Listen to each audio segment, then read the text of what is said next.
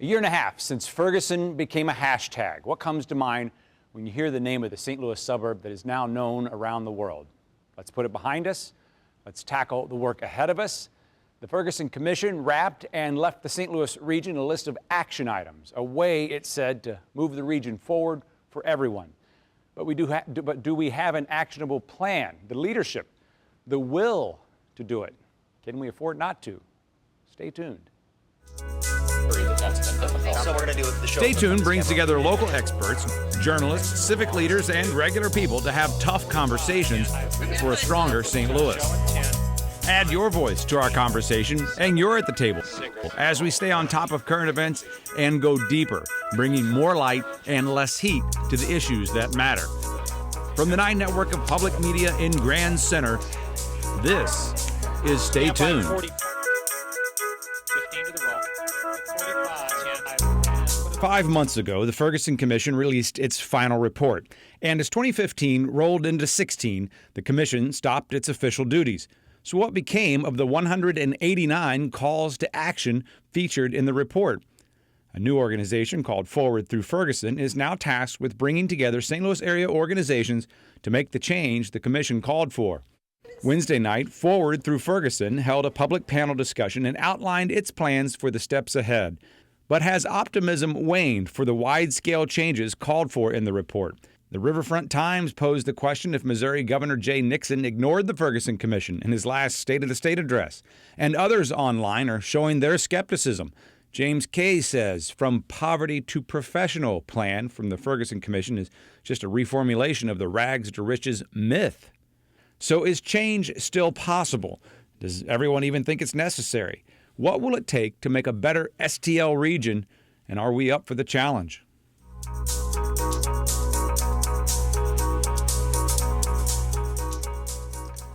So we have the lead catalyst, that's your title, for Forward Through Ferguson. Nicole Hudson, welcome to the show. Thanks. I'm sure there's probably some intentionality in the title even. 100%. Tell me about it.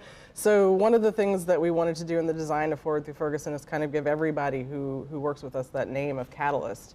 The idea is really clear that people were dedicated to this work before August 9th, 2014. The report wouldn't have happened without people who had expertise and experience in all of these issues that we're dealing with. What the report really did was create an unprecedented community policy roadmap. So we really just aggregated a lot of existing ideas, existing expertise, and put it together in a way we could all sort of follow together. So the idea that there is a Forward Through Ferguson after the commission is the idea that we're here to catalyze, we're here to facilitate, we're here to leverage what is already happening and what's already invested in. And just to be clear, is Forward Through Ferguson just an extension? Is it the same as the Ferguson Commission? I would say no. The commission very specifically was government appointed. We're volunteer commissioners. In that sense, it is not the same.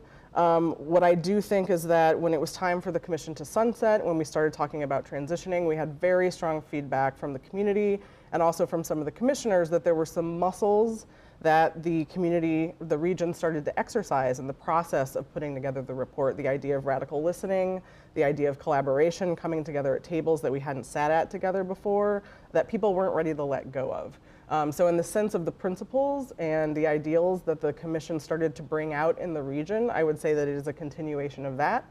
But the forum is completely different. Some voices maybe that weren't being heard before that commission was assembled. Correct. And I would even say at the beginning of the commission process, and I think people in the community would agree with me, that it took the commission some time to figure out how to really radically listen to the community, and that it wasn't until maybe the last half of the commission process that we really caught our stride there as a region. And so I think people just really weren't ready to let that piece go and saw a real need from all corners of the community to kind of keep that catalyst in place so that we would be held to the fire and continue to go down this path that we really came up with together. Yeah, because there was definitely a difference you could see between the early meetings Absolutely. and the final meetings. Absolutely.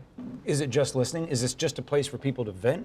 I think something really unexpected happened with the commission. I think a lot of people in a lot of sectors that we spoke with and that we continue to speak with talk about a lack of leadership, a lack of somebody really standing up and saying, this is what we're going to do, this is how we're going to solve this issue. And so I think that the commission being officially appointed really sort of filled a vacuum that a lot of people were looking for. And so when it first came to being, it was just like everything everybody was feeling in the community just sort of came at the commission. And during the process, we had 19 full public meetings, and it was only the first 2 or 3 that felt that way. I think as we got to the 4th meeting and the 5th meeting, people really started to see that this was a conversation that we were figuring out how to really listen to each other and how to react and really kind of come to the table in a way that we as a region had not done before. So is Forward Through Ferguson that leadership now that's going to make those action items a reality? So I would say that the leadership exists in many, many spaces across the community. So Forward Through Ferguson has only been up and running since January 1, and we haven't really been active about saying, hey, we're here, this is what we're doing, here's what's going on.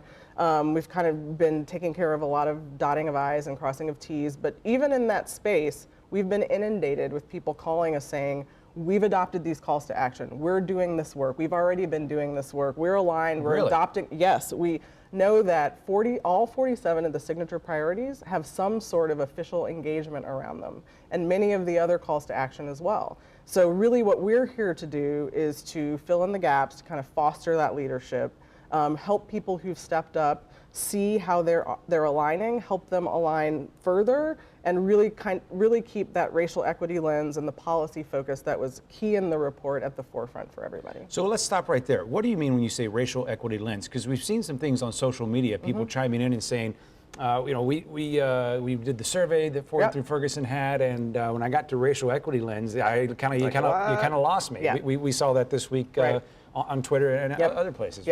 So help break this down for us. Absolutely. So in the report process, it was clear that every data trail led us to this one disparity. So there are lots of disparities that we deal with as a region across the board, but the one glaring disparity was the racial equity disparity. And so there is a great deal of study around the world, around the country. The Aspen Institute has some really great stuff on this idea of a racial equity lens, and it's really kind of putting on a new set of glasses, like literally taking a look through a racial equity lens.